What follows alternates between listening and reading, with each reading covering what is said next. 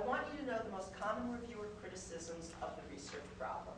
Number one, as I said, by far, the problem is diffuse, it's overly ambitious, you propose to do too much. Second most common issue that we see, the problem either wasn't considered important enough or it wasn't significant to health-related research. So let me pause on that. It could have been a really important problem, and it's so important that you immediately, of course you're doing research there, you know what the importance is, you didn't spell it out for your reviewers. Again, good grant writing is unbelievably blunt and direct. The significance of this research is as follows. By carrying out this research, this is what we anticipate we will learn. This is the impact. When I say not significant to health-related research, again, at NIH, H stands for health, so we're always looking at the health impact, public health impact. Let's say we're looking at, again, cultural competency. It's an important issue here, and it's one that's going to come up in a lot of your grants. Let's say you come up with a very typical way to start a grant. We are interested in studying the issue of cultural competency. I can see why you'd be interested. It's an interesting subject. It's extremely interesting. It's fascinating. But what's the health impact? So you can still be interested in the issue, but on what health-related question? So it's always going to be a combination of what you're interested in and what your agency is interested in funding. That's what you're trying to wed together. The third one, problem is more complex than the investigator appears to realize. It is so easy to fall into this trap. Again, don't propose too much. For those of you looking at a K award, the NIH isn't looking, and I hesitate to say this, but I absolutely believe it to be true. The NIH isn't looking for groundbreaking research in a K award. It's not why they offer K awards. When we look at the NIH website and their description of why they offer K awards, the NIH wants highly trained investigators who have the ability, the training to carry out this nation's research agenda. They didn't say they're looking at groundbreaking research from you. They want you to be highly trained in particular areas that they feel is important. Address the mission. I'm not saying come in with trivial research, but don't place the bar so high that you're knocking yourself out of the K award mechanism. Training, focused research question that you can answer based on the training you'll have gotten in years 1 and 2. Proposed project is a fishing expedition. When you see the word fishing expedition, it's close to the second one. Problem can be addressed by an experimental approach. Fishing expedition is such a common criticism. We see it constantly. It's been incredibly annoying feedback to get. Common, but very annoying. It's annoying because you can avoid it.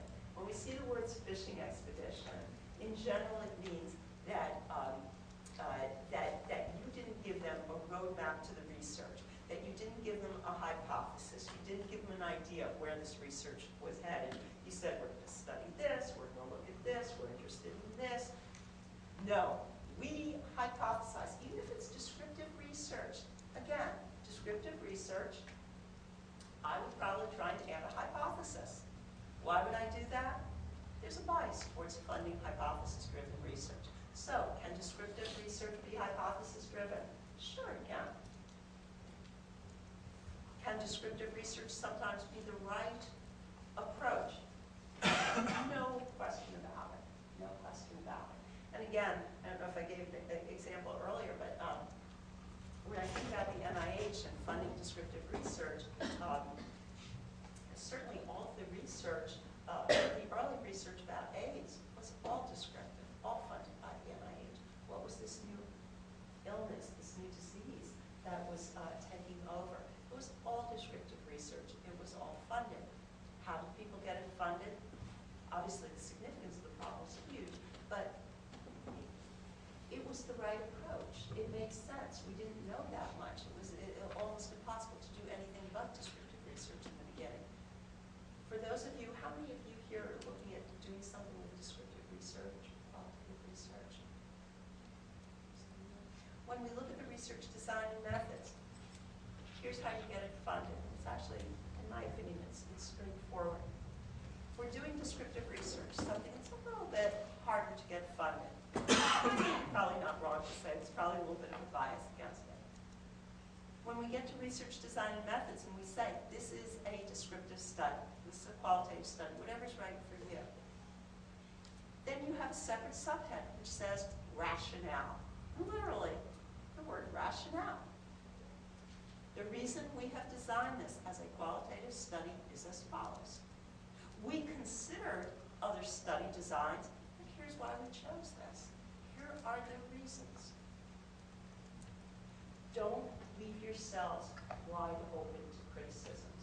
If we know that that's something that's easy to question, don't go into a long explanation about how qualitative research has long been accepted, that it's a valuable methodology. Again, nobody's going to read it. Why is qualitative research, why is descriptive research the right design for your particular research study? Okay? Is it foolproof?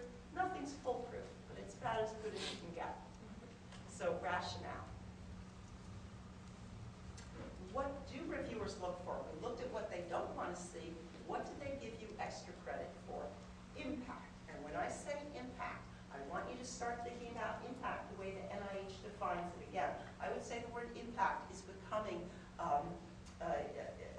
has a discrete definition now in the eyes of the NIH. When they say impact, significant impact, impact on your field, not just for you, what's the impact on your field, and what's the impact on public health?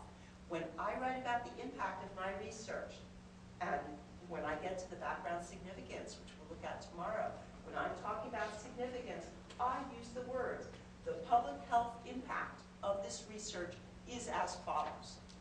The impact on the field of complementary medicine, the impact on the field on other people who are carrying out research studies on participatory research would be as follows.